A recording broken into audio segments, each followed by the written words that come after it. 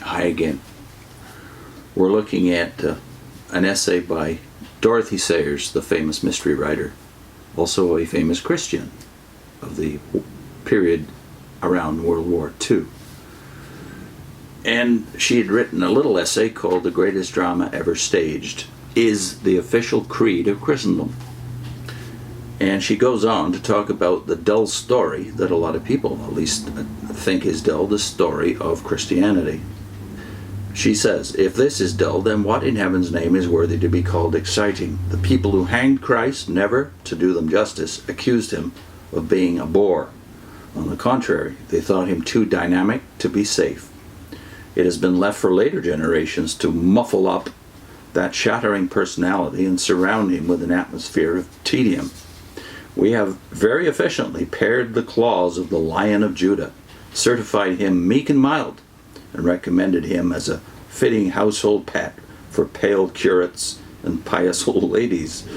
To those who knew him, however, he in no way suggested a milk and water person. They objected to him as a dangerous firebrand.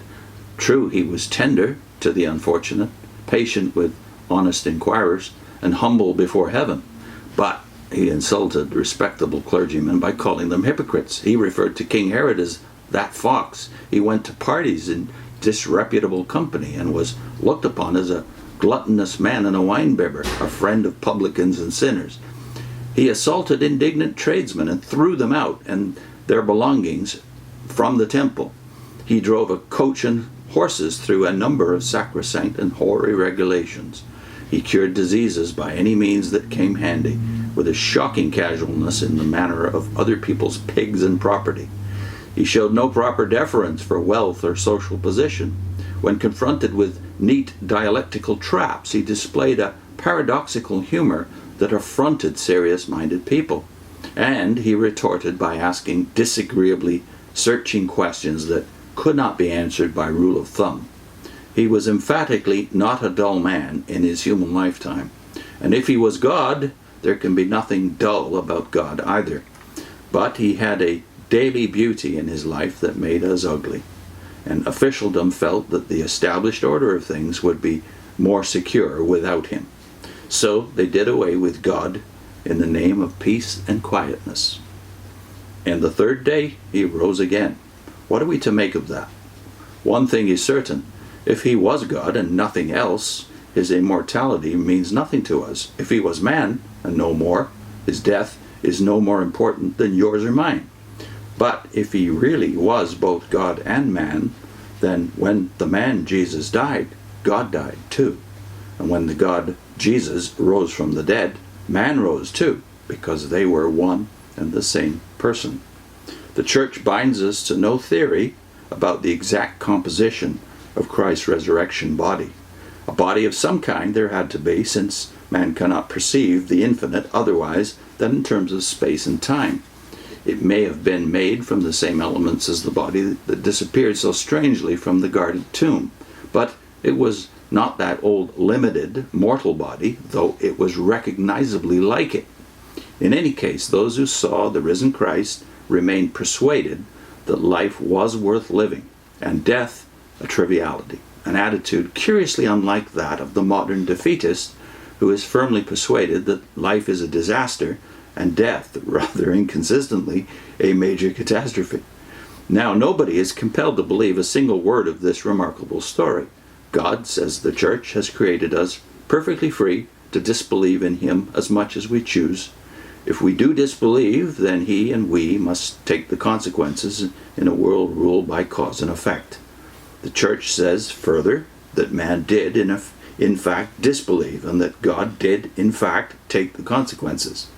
All the same, if we are going to disbelieve a thing, it seems on the whole to be desirable that we should first find out what exactly we are disbelieving. Very well then. The right faith is that we believe that Jesus Christ is God and man, perfect God and perfect man, of a reasonable soul and human flesh subsisting, who although he be God and man, yet he is not two, but one, Christ. There is the essential doctrine of which the whole elaborate structure of Christian faith and morals is only the logical consequence. Now, we may call that doctrine exhilarating, or we may call it devastating, we may call it revelation, or we may call it rubbish, but if we call it dull, then words have no meaning at all. That God should play the tyrant over man is a dismal story of unrelieved oppression. That man should play the tyrant over man is the usual dreary record of human futility. But that man should play the tyrant over God and find him a better man than himself is an astonishing drama indeed. Any journalist hearing of it for the first time would recognize it as news. Those who did hear it for the first time actually called it news, and good news at that. Although we are apt to forget that the word gospel ever meant anything so sensational. Perhaps the drama is played out now, and Jesus is safely dead and buried. Perhaps. It is ironical and entertaining to consider that once at least in the world's history, those words might have been spoken with complete conviction, and that was upon the eve of the resurrection. So I wanted to link to a James Orr chapter on the nature of the atonement. Why did the man who died for our sins have to be both God and man? Something we ex-Jehovah's Witnesses have to come to terms with. So the next chapter in Dorothy Sayers' essays is The Triumph of Easter.